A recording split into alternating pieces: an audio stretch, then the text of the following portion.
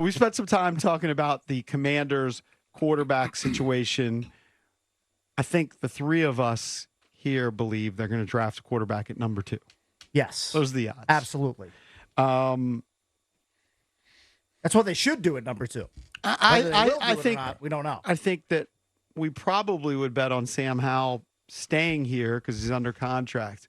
But there are more and more rumors about Sam Howell. It'll be interesting to see what Adam Peters chooses to do. Connor Hughes, who covers the New York Jets for SNY in New York, he believes that the Jets are interested in potentially trading for Sam Howell. He says, I love the idea of the Jets trading for him. The Commanders could easily keep him as the backup. It's not like this is a Sam Darnold, Justin Fields situation. He said he would prioritize, though, him over anyone else. Howell proved that he can play. He then writes, there are flaws to his game, but none where the season is lost if he has to play. And I guess he's saying that he's cheaper than what they have right now as their backup. Right, because the Jets, says, they have Aaron Rodgers on the roster, but he's not going to play forever. And they're clearly over Zach Wilson. Yeah, they want to get rid of Zach Wilson. They would like to have a young developmental quarterback on their roster that doesn't cost a lot of money. So I could see where he's attractive to them from that perspective. Yeah, you're right. Howell would have a cap hit under $1 million each of the next 2 years. That matters to Woody Johnson and the Jets. There are those in the Jets building who believe he can play too. 2 years, maybe learning behind Rodgers, unlocks his potential, and he ends up being his replacement. What was Zach Wilson's contract? Number 2 pick. Must have been pretty big. Pretty substantial. Is he in the final year of that? If Adam Peters gets a deal that he likes, I'm fine with him moving on from Sam Howell. Man, the Howlers would be so bitter. Do you want 2 young quarterbacks that are 23 and 22 years old in your quarterback room? Don't you want a guy who has more experience? And, I'm looking at the free agent quarterbacks that are going to be available. Like, I think the Commanders could live with a Tyrod Taylor or a Gardner Minshew type. More of a vet? Yeah, like a vet to pair with whoever you draft at number 2. I could see that. Like, what would you get for Sam Howell? That's the question. I mean, what do you want? What are you going to get for a backup quarterback? What do you want? Like to pull the trigger to trade away Sam Howell? What do you need? GM cakes. I think if you get equal value for where he was drafted, a fifth rounder, I think that's a win. I would trade. Hasn't he proven a little bit more? I think you need more than a fifth rounder. 800-636-1067 if you want to chime in. Call us on the MGM National Harbor listener lines. He was a fifth-round pick, or as EB would say, a fourth rounder because he was at the top of the 5th round. I mean, maybe if you're Peters, he's started. He has. He had 21 touchdowns last year. I know he had 21 picks. Like, that's better, in my mind, than a fifth-round quarterback. Like, maybe by a round. Like, maybe you could negotiate for a fourth-rounder. Like, there's no world.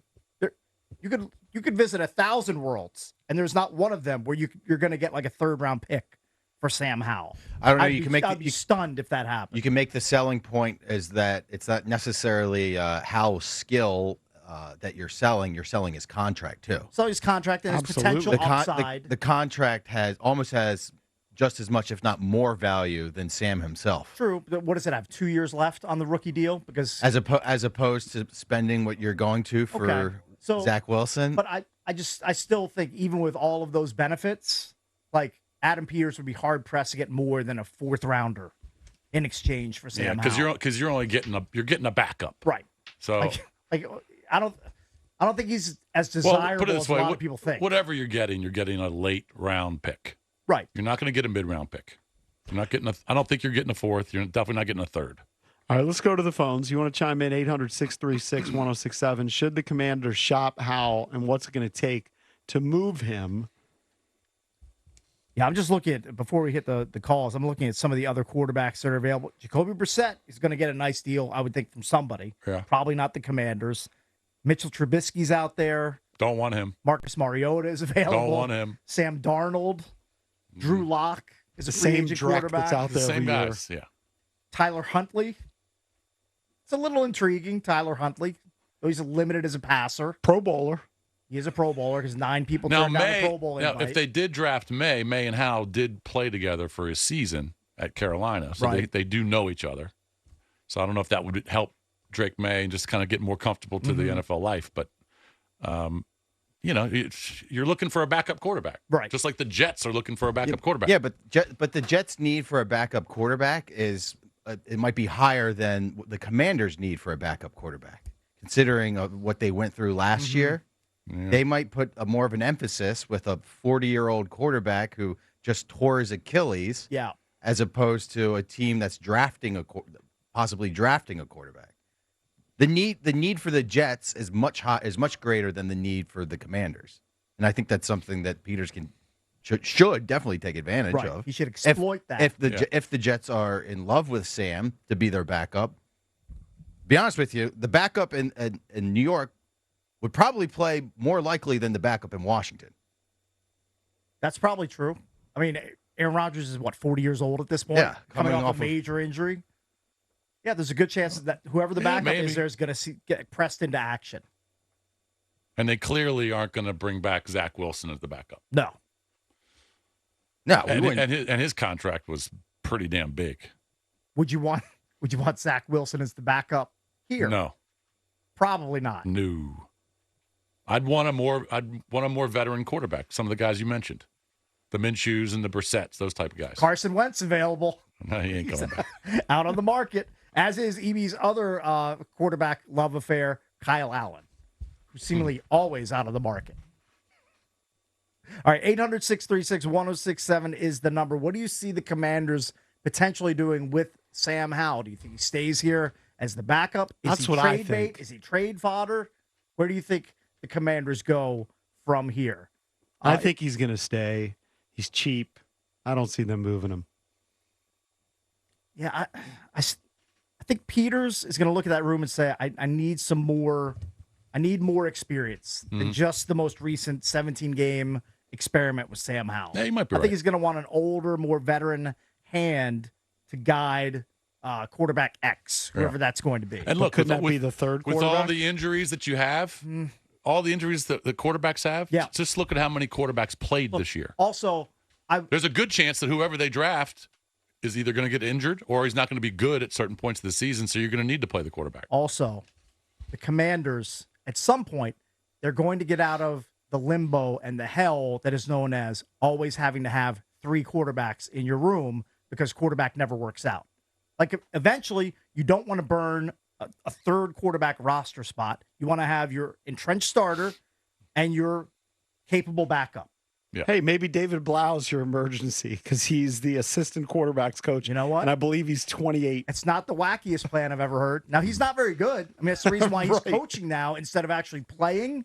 But look, he's a smart guy. I mean, Kingsbury said he digested his playbook faster than anybody that he's ever been with.